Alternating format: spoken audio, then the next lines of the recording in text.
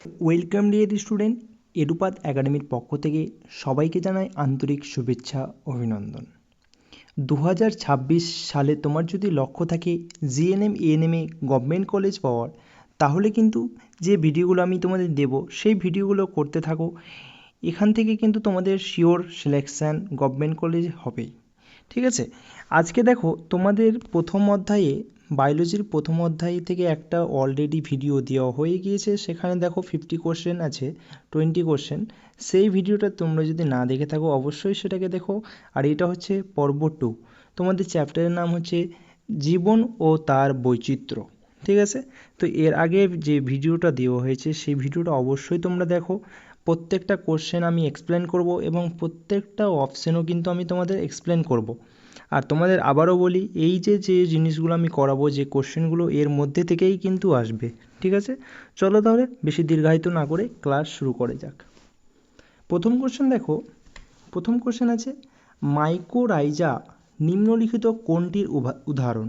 ঠিক আছে, তাহলে মাইকোরাইজা জিনিসটা হলো তোমার ছত্রাক এবং উদ্ভিদের মূলের, ঠিক আছে, মধ্যে একটি বিশেষ অবস্থা। ঠিক আছে, উদ্ভিদের মূলে যে ছত্রাক থাকে সেটাকেই বলছে মাইকোরাইজা। তাহলে মাইকোরাইজাটা কি? পরজীবী। তাহলে পরজীবী জিনিসটা কি? পরজীবী জিনিসটা আমাকে আগে বুঝতে হবে। ঠিক আছে, দেখো পরজীবী মানে হচ্ছে একটি জীব উপকৃত হবে আর অন্য জীব ক্ষতিগ্রস্ত হবে। মানে একজন উপকৃত হবে কিন্তু একজন ক্ষতিগ্রস্ত হবে, এটা হচ্ছে তোমার পরজীবী। মৃতজীবীটা কি? মৃতজীবীটা হচ্ছে তোমার মৃত ও পচা জৈব পদার্থ থেকে খাদ্য গ্রহণ, সেটাই হচ্ছে মৃতজীবী। ঠিক আছে, তাহলে মাইকোরাইজা এই দুটোর মধ্যে কিন্তু আসছে না। এবার আছে দেখো মিথজীবী। মিথজীবী মানে কি?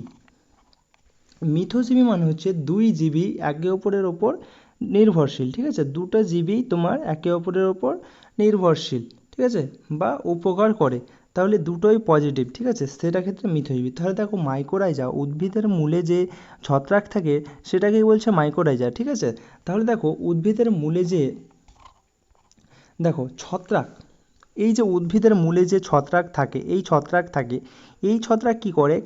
কার্বোহাইড্রেট, ঠিক আছে, উদ্ভিদ থেকে, দেখো ছত্রাক উদ্ভিদ থেকে খাদ্য নেই। ঠিক আছে, ছত্রাক উদ্ভিদ থেকে খাদ্য নেই এবং উদ্ভিদ ছত্রাকের মাধ্যমে, এই ছত্রাকের মাধ্যমে উদ্ভিদ মাটি থেকে দেয় পানিতে খনিজ লবণ ও পানীয় জল, সেগুলো শোষণ করে কার মাধ্যমে? ছত্রাকের মাধ্যমে। তাহলে দেখো এই কি করছে? উদ্ভিদ থেকে তোমার খাবার নিচ্ছে এবং এই কি খনিজ লবণ দিচ্ছে। তাহলে দেখো দুজনেই কিন্তু একে অপরের ওপর নির্ভরশীল, অর্থাৎ দুজনেই উপকৃত হচ্ছে। তার জন্য এটার অ্যান্সার হবে মিথজীবী। ঠিক আছে, আর পতঙ্গভুক্ত তো বুঝতেই পারছো, যেগুলো পোকামাকড় খেয়ে নেয়। ঠিক আছে, তাহলে এর অ্যান্সার কী হচ্ছে? Option C is correct answer. খুব ভালো কোশ্চেন। চলো নেক্সট কোশ্চেন। সোরাস বা সিনোসোরাস কোন উদ্ভিদে পাওয়া যায়? ঠিক আছে, সোরাস বা সিনোসোরাস কোন উদ্ভিদে পাওয়া যায়? দেখো তাহলে সোরাস বা সিনোসোরাস এটা তোমার একটা ছোট্ট, ঠিক আছে, এটা হলো একটা ছোট্ট স্পোরেঞ্জিয়ার গুচ্ছ। স্পোরেঞ্জিয়ার গুচ্ছ, ছোট স্পোরেঞ্জিয়ার গুচ্ছকে বলছে তোমার সেরাস বা সিনোসোরাস। ঠিক আছে, এটা তোমার মূলত পাওয়া যায় ফার্ন জাতীয় উদ্ভিদে পাওয়া যায়। ঠিক আছে, তাহলে option C is correct answer. Next question. IUCN কত সালে স্থাপিত হয়? ঠিক আছে, তাহলে আইইউসিএন এর ফুল ফর্ম আমরা জানবো। আই ফর, দেখো আই ফর ইন্টারন্যাশনাল। ঠিক আছে, international, I for international, U for তোমার ইউনিয়ন। ঠিক আছে, ইউনিয়ন একটা ফর লাগাবে। ঠিক আছে, ইউনিয়ন ফর, তারপরে C conservation, conservation, okay, conservation লিখে নেবে, conservation of nature, N for nature. ঠিক আছে, নেচার। তাহলে দেখো আইইউসিএন এর ফুল ফর্ম হচ্ছে তোমার international union for conservation of nature. এটা তোমার গঠিত হয়েছিল কত সালে? গঠিত হয়েছিল, এটা তোমার গঠিত হয়েছিল 1948 সালে। ঠিক আছে, তাহলে দেখো অ্যান্সার কোথায় আছে? দেখো অপশান সিতে আছে 1948। তাহলে এটা গঠিত হয়েছিল 1948 সালে। Option C is correct answer. Next question. E coli কোন প্রকৃতির ব্যাকটেরিয়া? তাহলে দেখো ইকোলাই কোন প্রকৃতির ব্যাকটেরিয়া? ইকোলাই হচ্ছে তোমার গ্রাম নেগেটিভ ব্যাকটেরিয়া, ঠিক আছে। ইকোলাই তোমার gram negative bacteria, option B is correct answer, ঠিক আছে। দেখো কেন এটি গ্রাম নেগেটিভ, কারণ এরা কোষীয় প্রাচীর পাতলা, ঠিক আছে, এদের কোষ প্রাচীর পাতলা, ঠিক আছে, পেপটাইড ও গ্লাইকেন স্তরযুক্ত এবং বাইরের দিকে একটা অতিরিক্ত লিপিড মেমব্রেন থাকে, ঠিক আছে।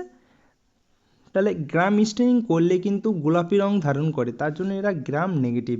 ওকে, এর অ্যান্সার কিন্তু হচ্ছে অপশান বি। এবার তোমরা যদি gram negative and gram positive ব্যাকটেরিয়ার লিস্ট আউট তোমরা যদি চাও, তাহলে দেখো ডিসক্রিপশানে টেলিগ্রাম চ্যানেলের লিঙ্ক দেওয়া আছে, সেখানে গিয়ে তোমরা জয়েন হয়ে গেলেই সেখানে কিন্তু তোমরা সেই পিডিএফটা আমি তোমাদের সেখানেই দিয়ে দেবো, ঠিক আছে। যে গ্রাম পজিটিভ কোনগুলো এবং গ্রাম নেগেটিভ কোনগুলো এইভাবে লিস্ট করা থাকবে, ঠিক আছে, ব্যাকটেরিয়াগুলোর নাম। তোমরা যদি নিতে চাও অবশ্যই টেলিগ্রাম চ্যানেলে অবশ্যই কিন্তু জয়েন হয়ে যাবে, সেখানে আমি তোমাদের প্রোভাইড করে দেবো, ঠিক আছে। নেক্সট কোশ্চেন, নিচের কোনটি অবায়ুজীবী ব্যাকটেরিয়া? ঠিক আছে, অবায়ুজীবী ব্যাকটেরিয়া নিচের কোনটি? তাহলে অবায়ুজীবী ব্যাকটেরিয়া হচ্ছে তোমার সেই সব ব্যাকটেরিয়া যারা অক্সিজেন ছাড়া বেঁচে থাকতে পারে। অবায়ুজীবী মানে বলতে বোঝাচ্ছে দেখো সেই সব ব্যাকটেরিয়া যারা উইথআউট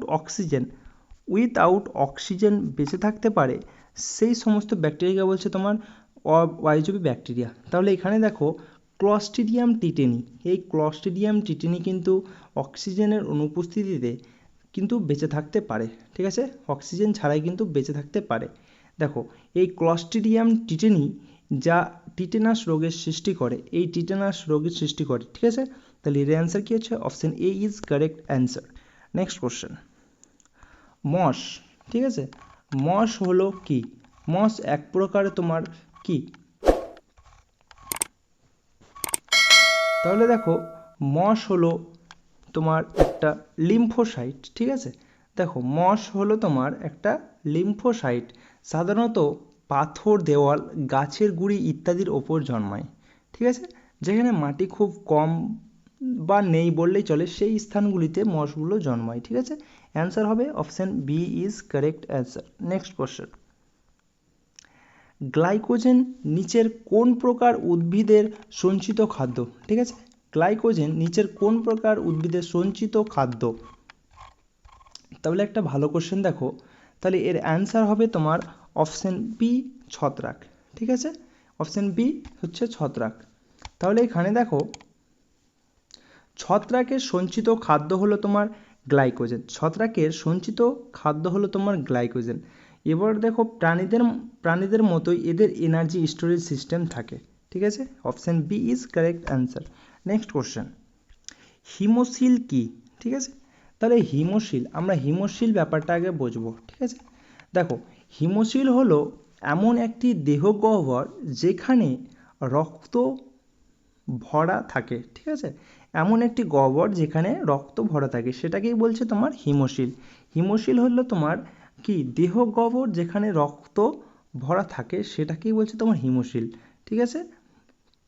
এটি সাধারণত ওপেন সার্কুলেশন যুক্ত প্রাণীদের মধ্যে দেখা যায়। ওপেন সার্কুলেশন সিস্টেম, ঠিক আছে, যেমন ইনসেক্ট মানে পতঙ্গদের ওপেন সার্কুলেশন সিস্টেম তোমরা হয়তো পড়েছো, ঠিক আছে। তাহলে এটা কাদের মধ্যে যায়? যাদের ওপেন সার্কুলেশন সিস্টেম হয়, বিশেষ করে তোমার পতঙ্গ, ঠিক আছে। তাহলে এর অ্যান্সার কী হবে? হিমোসিল। তাহলে হিমোসিল আমি বললাম কি রক্তপূর্ণ দেহগহ্বর, দেখো ডেফিনেশনের মধ্যেই কিন্তু পেয়ে গেলে, রক্তপূর্ণ দেহগহ্বরকেই বলছে তোমার হিমোসিল, ঠিক আছে। খুব ভালো করে করবে। চলো next and very important question, এটা কিন্তু এক্সামের জন্য খুব ইম্পর্টেন্ট 2026-এর জন্য। ক্ষুদ্রতম ভাইরাস কোনটি? খুব ভালো করে মনে রাখবে, রাইনো ভাইরাস হলো সবচেয়ে ক্ষুদ্র, ঠিক আছে, সবচেয়ে ছোট বা ক্ষুদ্র ভাইরাস। রাইনো ভাইরাস হলো সবচেয়ে ছোট বা ক্ষুদ্র ভাইরাস, ঠিক আছে, এটা যেন তোমরা মনে থাকে, রাইনো ভাইরাস। ওকে, দেখো তারপরে চলো নেক্সট কোশ্চেন দিকে আমরা দেখব। কর্ডাটা পর্বের প্রধান বৈশিষ্ট্য কোনটি? কর্ডাটা পর্বের প্রধান বৈশিষ্ট্য, ঠিক আছে। তাহলে দেখো কর্ডাটা পর্বের প্রধান বৈশিষ্ট্য হলো তোমার দেখো সমস্ত করডা প্রাণীদের জীবনচক্রে কোনো না কোনো পর্যায় থাকে, ঠিক আছে, কোনো না কোনো পর্যায় থাকে। করডার প্রধান বৈশিষ্ট্য, ঠিক আছে, প্রধানত সংজ্ঞাগত বৈশিষ্ট্য, ঠিক আছে। তাহলে দেখো এর অ্যান্সার কিন্তু তোমার নার্ভ কর্ড, সরি নোটোকর্ড, ঠিক আছে। এখানে দেখো এর অ্যান্সার কিন্তু হবে এ, অপশন এতে আছে নোটোকর্ড। প্রধান বৈশিষ্ট্য হলো তোমার notochord, option A is correct answer. Next question, ব্যক্তজীবী উদ্ভিদের বৈশিষ্ট্য হলো, ঠিক আছে। তাহলে ব্যক্তজীবী উদ্ভিদের বৈশিষ্ট্য কি? তাহলে ব্যক্তজীবী উদ্ভিদের বৈশিষ্ট্য হলো তোমার দানাজার যুক্ত বীজ, ঠিক আছে, দানাদার যুক্ত বীজ, অপশন সরি দেখো এখানে মিস্টেক হয়েছে। দেখো এর অ্যান্সার হবে, এখানে দেখো ব্যক্তজীবী উদ্ভিদের প্রধান বৈশিষ্ট্য হলো তোমার নগ্ন বীজ, ঠিক আছে, নগ্ন বীজ, এটাই হলো প্রধান বৈশিষ্ট্য, option B is correct answer. Next question, ব্রাফাইটের পূর্ণাঙ্গ উদ্ভিদ দেহটি ব্রাফাইট, ঠিক আছে। দেখো amphibian of the plant kingdom বলা হয় তোমার ব্রাফাইটকে, ঠিক আছে। তাহলে ব্রাফাইটের পূর্ণাঙ্গ দেহটি হলো কি? দেহটি হলো তোমার গ্যামেটোফাইট, ঠিক আছে, পূর্ণাঙ্গ দেহটি হলো তোমার গ্যামেটোফাইট। দেখো ব্রাফাইটার উদ্ভিদের প্রধান ও দৃশ্যমান দেহটি হলো গ্যামেটোফাইট, ঠিক আছে। তাহলে এর অ্যান্সার কী হবে? Option C gametophyte is correct answer. Next question, বাদুড়ের বিজ্ঞানসম্মত নাম কি? ঠিক আছে, তাহলে দেখো এই কোশ্চেনটা আমি তোমাদের জন্য দিয়ে গেলাম, তোমরা প্রত্যেকটা অপশন দেখো, ঠিক আছে, প্রত্যেকটা অপশন দেখবে এবং প্রত্যেকটা অপশন এ বি, ঠিক আছে, এ কি হবে, বি কি হবে, অ্যান্ড সি কি হবে, ডি কি হবে, কোনটা কার বিজ্ঞানসম্মত নাম তোমরা আমাকে কমেন্ট সেকশনে বলবে, ঠিক আছে। এটা কিন্তু তোমাদের জন্য আমি দিয়ে গেলাম হোমওয়ার্ক। চলো নেক্সট কোশ্চেন, শ্রেণীবিন্যাসের জনক কাকে বলা হয়? দেখো খুব ভালো কোশ্চেন অ্যান্ড ইম্পর্টেন্ট কোশ্চেন, এই বিগত বছরে কিন্তু এখান থেকে তোমাদের কোশ্চেন এসেছে। শ্রেণীবিন্যাসের জনক কাকে বলা হয়?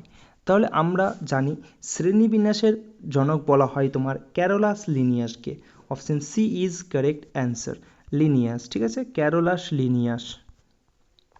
স্পিসিস অফ অরিজিন এই গ্রন্থটি কার লেখা? তোমরা এটাও আমাকে কমেন্ট সেকশনে বলবে। নেক্সট কোশ্চেনের দিকে যাবো আমরা, ইলেকট্রন অণুবীক্ষণ যন্ত্রে ব্যবহৃত লেন্সগুলি হলো, ঠিক আছে, ইলেকট্রন অণুবীক্ষণ যন্ত্রে যে ব্যবহৃত লেন্স হয় সেগুলো কেমন?